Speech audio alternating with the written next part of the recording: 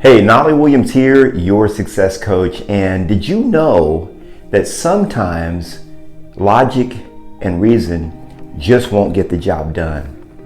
You know, I've been thinking about this quite a bit actually lately. I've been really contemplating because sometimes God will give you an assignment, something that He has called you to do, asked you to do, and it just doesn't make logical sense, okay?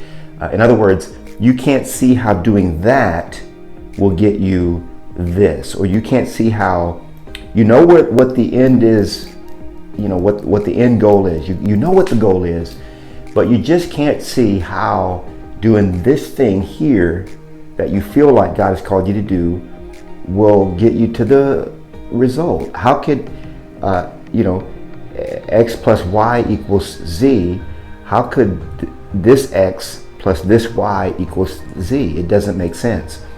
And many times the things that God asks us to do are completely nonsensical. You know, you think about when God called Moses and he said, go to Pharaoh and tell him to release my children. And Moses was like, man, who should I say sent me? Like, who are you? I don't even know who you are. He said, just tell him that I am sent you. And Moses had one excuse after another. He was like, man, I don't know what to say. He said, don't worry, I'll tell you what to say. He says, but I'm not even a good speaker. And finally, God got upset with Moses and said, look, man, he just got really perturbed because Moses kept giving him all these excuses. Finally, he allowed Moses to take Aaron with him on that mission, which was not really part of the original plan. But, you know, I think of myself, and God has called me to a certain mission. God has called you to a certain mission, a certain fulfillment. And the question is that I ask myself, why am I content to live below the standard that God has set for me? Why is it that I'm content to live below my greatness? Why am I content to live below my greatness? And the more I think about it, it's because of fear. And is it fear of failure? Well, in some cases it can be. In my case, it's fear of success, and that might be in your case as well. Many people are afraid to succeed. They're afraid at what their life will look like when they are successful. So then you just ask yourself, let's say you're afraid of failure. Well, if you're afraid to fail, then what? Then what happens when you fail? When I fail, this happens. Well, what happens then? And you just go through that exercise. Same thing. I ask myself, okay, so I'm afraid to succeed. What happens when I'm successful? Well, when I succeed, I'm seen. I'm out in front. I have more responsibility. I'm in front of people and stuff like that. Okay, what happens then? Well, then I can't hide.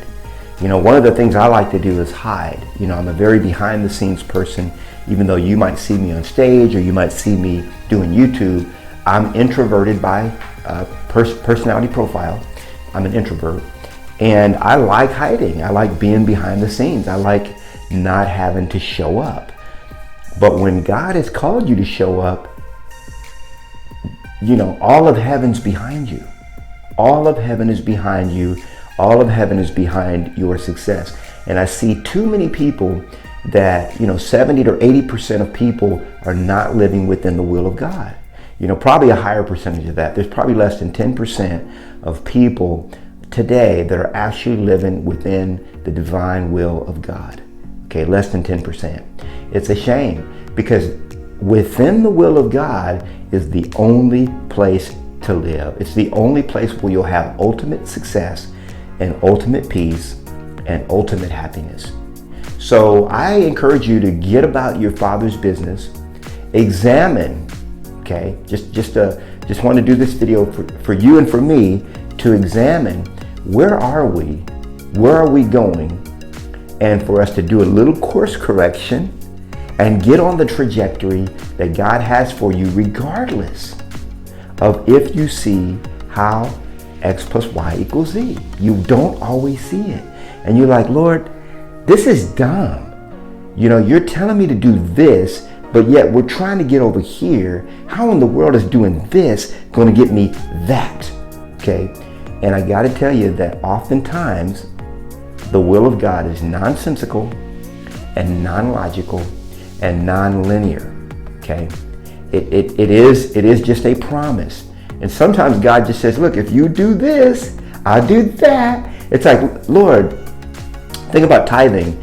God says, if you give 10% of your income, if you give a percentage of your livelihood, okay, what you depend on, if you give me back that percentage, I will open up the windows of heaven.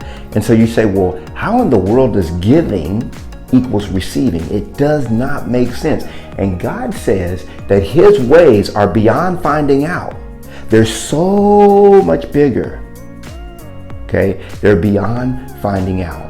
It's like taking a computer from the 1980s and trying to install a modern operating system on that computer. It cannot be done. And if you're trying to understand the mind of God, the latest operating system, and your brain is a 1980s PC, you just can't understand it. You've got to trust that if God told you to do it, you need to do it, period. It's the end of discussion, end of story. Hey, I hope this has been helpful for you. I love you. I want you to succeed. I want you to be successful.